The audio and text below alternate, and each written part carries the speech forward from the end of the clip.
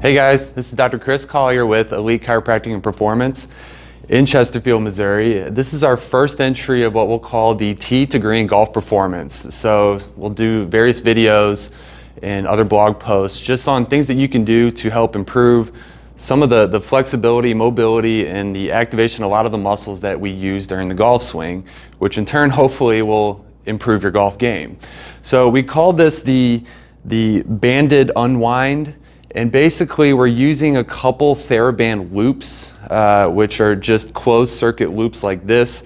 If you don't have them, you can also get a regular TheraBand and just tie it in a knot so that you can wrap it around your knees and then around your wrist. So the big reason I like to give this exercise is, for one, it helps you disassociate your spine from your pelvis, which is a really hard concept, especially for amateur and new golfers.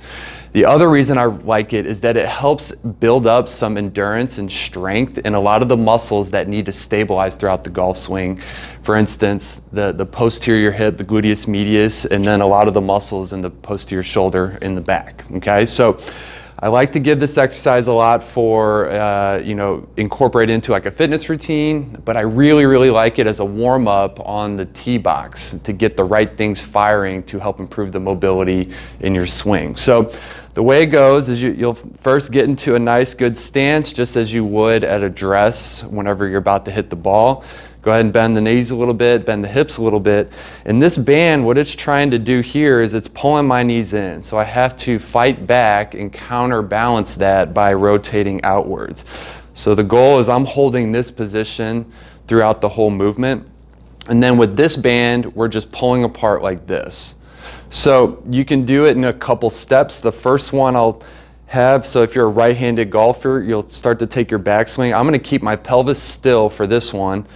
And I'm slowly rotating all the way around, trying to get that movement just from my rib cage and my spine. And then I come all the way down into the down swing and then follow through. And then you can come back to the center, and then we could focus on holding the arms here and then just rotating the pelvis.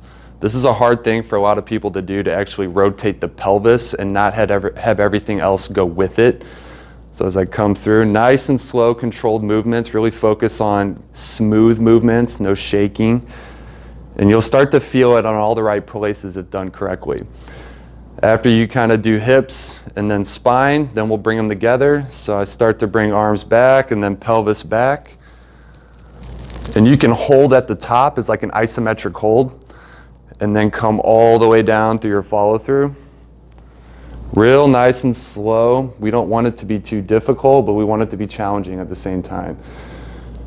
One thing I'll recommend, the band around your knees preferably is a little bit more stiff or resistant than the band around your hands. It makes it a little easier to move that way. So you can do sets of 10, you can do sets of like 10-second holds at the top or down at the bottom, especially if you know you have difficulty at different transitions in your swing. For instance, you have a hard time making that transition in your downswing. I would just hold this position here, almost like it's a plank, and you're holding it for time. And then you can do it at each different position as if you're on a clock face. So we call it the Banded Unwind. Go ahead and give it a try.